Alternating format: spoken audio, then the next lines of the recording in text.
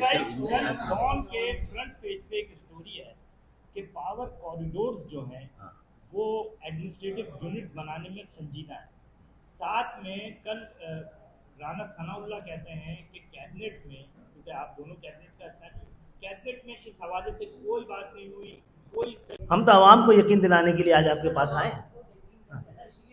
عوام کو یقین ہے. باقی پورے پاکستان میں بات ہو رہی ہے، بھاولپور صوبے کی بات ہو رہی ہے، سرائکی صوبے کی بات ہو رہی ہے، ہزارہ صوبے کی بات ہو رہی ہے. یہ جو ہے نا یہ مسئلہ ایک آپ ہمیں کیوں کس بات پہ یقین ہو چلا ہے؟ ابھی ہمارا مسئلہ نہیں رہا، اب یہ پاکستان کو چلانے اور بچانے کا مسئلہ آ رہا ہے. ہمارے لیے دیکھ ہم تو 40 سالوں سے رو رہے ہیں نا، ہمارے دکھ پر کسی نے مرہم نہیں رکھا. ہمیں کیوں یقین ہو چل رہا ہے کہ اب نوبت وہ آ گئی ہے کہ پاکستان اس نظام پہ ڈیلیور نہیں کر پا رہا، اور جو لوگ موجود ہیں موجودہ وہ کہہ رہے نہیں ڈیلیور. تو اب پاکستان کو بچانے اور چلانے کے لیے جو ہے وہ یہ کرنا ضروری پڑ گیا. اچھا، اور یہ ہماری جدوجہد 45 سالہ جدوجہد رنگ لا رہی ہے. بیٹا تم نے ہمارا گورنر اور گورنرشپ چھینی تھی نا، ہم سود کے ساتھ تمہارا پورا اقتدار چھین لیں گے. جو 7 کروڑ سندھیوں کو، نئے پرانے مہاجروں کو تم نے اپنا غلام بنایا ہے، تم نے گورنرشپ چھینی تھی، اب تمہارا 7 کروڑ کا جو یہ غلام بنانے کا اقتدار ہے یہ تم سے چھینا جا رہا ہے. انشاءاللہ تعمیر اور ترقی کا عمل اور مضبوطی اور استحکام اب پاکستان میں مزید انتظامی یونٹس کے قیام کے بغیر ناممکن ہے. جب تک ہر پاکستانی کو یہ موقع نہیں دیا جائے گا کہ وہ سر اٹھا کر چلے، سر اٹھا کر جیے، غربت، بے روزگاری، مہنگائی کی لعنت اور افریط سے نجات حاصل کرے، اس وقت تک اس کا احساس بیگانگی، احساس عدم تحفظ اور اس کا احساس محرومی ختم نہیں ہوگا. اور 2 ہی طریقے ہیں جس پر اب ملک کو آگے بڑھایا جا سکتا ہے. اس اسٹیٹس کو اگر ختم نہیں کیا جائے گا تو ملک میں جگہ جگہ بغاوتیں جنم لیں گی. جب کوئی شہری یا طبقہ ملک سے بیگانہ ہوتا ہے، لا تعلق ہوتا ہے، ریاست سے بیگانہ اور لا تعلق ہوتا ہے، آئین اور قانون سے بیگانہ اور لا تعلق ہوتا ہے. اور یہ کس لیے کہ ویسے تو بالعموم 4 صوبوں میں جو ہے وہ بد حکمرانی رہی ہے، کرپشن رہی ہے، لیکن بدقسمتی کے ساتھ جس صوبے میں ہم ہیں، جہاں ایک ایسا شہر بستا ہے جو پورے ملک کا مالی دارالخلافہ ہے. کراچی پاکستان کو ٹیکس اور محاصل ریونیو کی مد میں 60% دیتا ہے، صوبے کو 90% دیتا ہے. پاکستان کی ایکسپورٹ 55% کراچی سے ہے. اگر وہی شہر 18 سالوں کی بدترین حکمرانی اور کرپٹ ترین حکمرانی کی زد میں آ کر، جیسا کہ میرے بھائیوں نے کہا کہ یہ 3را یا 4تھا ناقابل رہائش شہر بن گیا، اور جب ہمارا ایک وقت تھا اور 140A پر کسی حد تک عمل ہوتا تھا تو یہ شہر دنیا کا تیزی سے ترقی کرنے والا 12واں شہر تھا. ورلڈ اکنامک فورم ڈیووس میں یہ بات آئی تھی.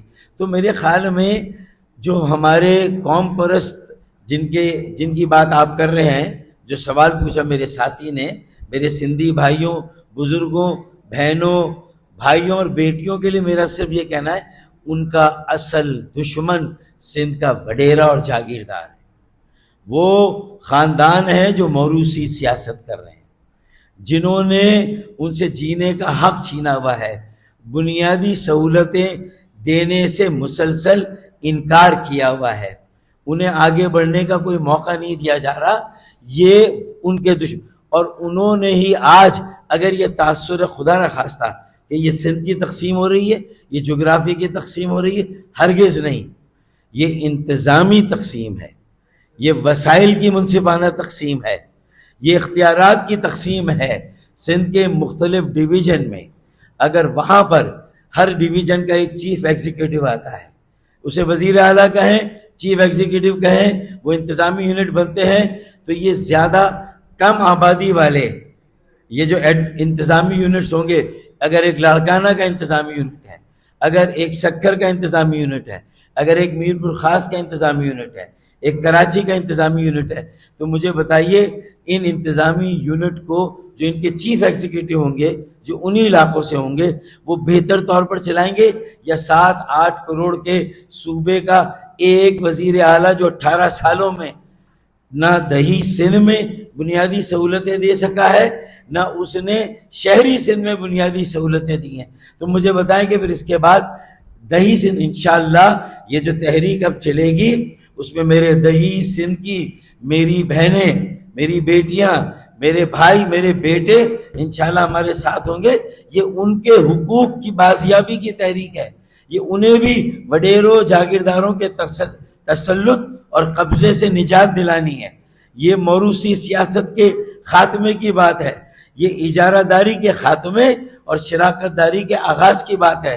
یہ سندھ کے 7 کروڑ عوام کی شراکت داری ہوگی، ان کے روزمرہ کے بنیادی مسائل، بنیادی سہولتیں وہ خود حاصل کریں گے، ان کے وسائل ان کے پاس ہوں گے، ان کے اختیارات ان کی دہلیز پر ہوں گے، وہ اپنی تقدیر کے مالک بنیں گے۔ تو کیا بات کر رہے ہیں؟ لوگوں کو گمراہ نہ کریں، اپنی ناکامی، نااہلی، ناقص کارکردگی، کرپشن اور بدترین حکمرانی کو یہ ہم پر ساری بات ڈال کر نہ چھپائیں، اپنے گریبانوں میں جھانکے میرے دہی سندھ کے سندھی بھائیوں اور شہروں میں رہنے والے نئے سندھی بھائی یا مہاجر جنہیں عرف عام میں کہا جاتا ہے، انشاءاللہ وہ مل کر تمہارا گریبان پکڑیں گے۔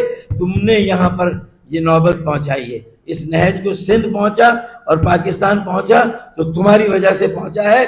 اور پھر یہ جو چیف ایگزیکٹو ہوں گے لاڑکانہ کے، سکر کے، انشاءاللہ اگر آج تک تمہاری نیب کی فائلیں نہیں کھلی تو لاڑکانہ کا چیف ایگزیکٹو تمہاری نیب کی فائل کھولے گا، کراچی کا چیف ایگزیکٹو تمہاری نیب کی فائل کھولے گا انشاءاللہ، سکر کا، میرپور خاص کا انشاءاللہ تعالی چیف ایگزیکٹو تمہاری فائل کھولے گا، اور تمہیں تمہارے غرور، گھمنڈ اور تکبر کو ہمیشہ ہمیشہ کے لیے خاک میں ملا دے گا۔ قوم پرستوں کو آپ مس گائیڈ نہ کریں، گمراہ نہ کریں، عام سندھی بھائیوں کو گمراہ نہ کریں، مس گائیڈ نہ کریں۔ مجھے امید ہے آج کی ہماری اس پریس کانفرنس اور گفتگو کو ایک ایک پڑھا لکھا سندھی دانشور، انٹیلیکچوئل، صحافی، کالم نویس، میڈیا میں کام کرنے والے، ہر شعبے میں کام کرنے والے ہماری اس بات کو جو ہم نے دل سے کہی ہے اس کو سنیں گے، سمجھیں گے اور ہمارا ساتھ دیں گے۔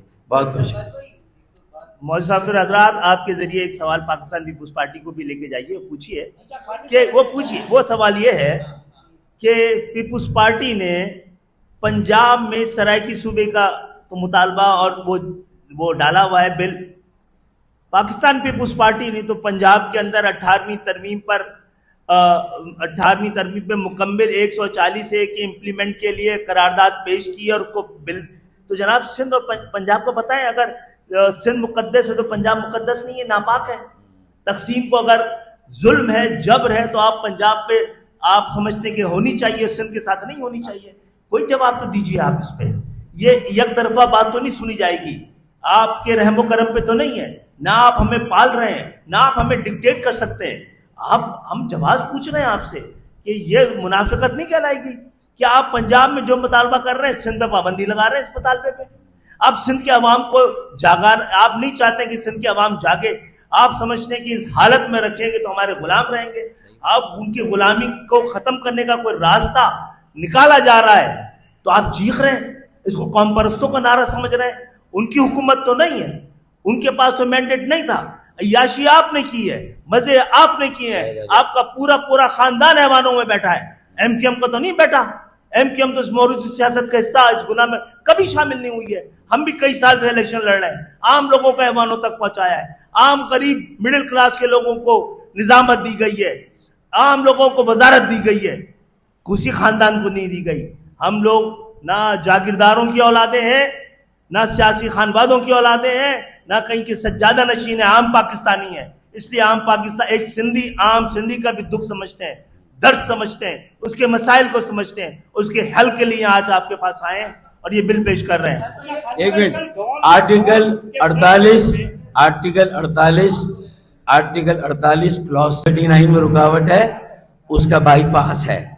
آرٹیکل 48 کلاس 6 ریفرنڈم کرا لیں، عوام سے پوچھ لیں وہ کیا چاہتے ہیں، ان کی امنگیں کیا ہے، ان کی خواہشات کیا ہے، ان کی ضرورت کیا ہے، عوام سے پوچھیں. آرٹیکل 48 اور کلاس 6 اور ڈسٹرکٹ اور ڈویژن اگر انتظامی بنیادوں پر بن سکتے ہیں تو انتظامی یونٹ صوبوں میں انتظامی بنیاد پر کیوں نہیں بن سکتے؟ بہت بہت شکریہ، بہت تھینک یو.